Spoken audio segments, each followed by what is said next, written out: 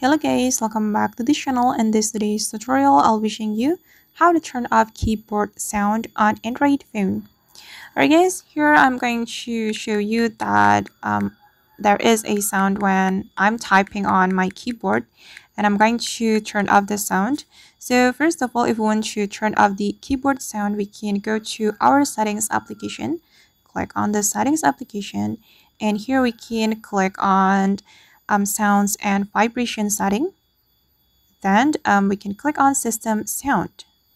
Okay, and if we want to turn off the keyboard sound, we just need to click on this keyboard option. So here I have Samsung keyboard option because here I'm using Samsung phone. So we just need to click on it to turn it off. Then I'm going to go back and check the result. So as you can see that when I'm typing, there is no sound because I have turned off the keyboard sound. And I guess that's the tutorial to turn off keyboard sound on Android phone. I hope this tutorial will be useful for you.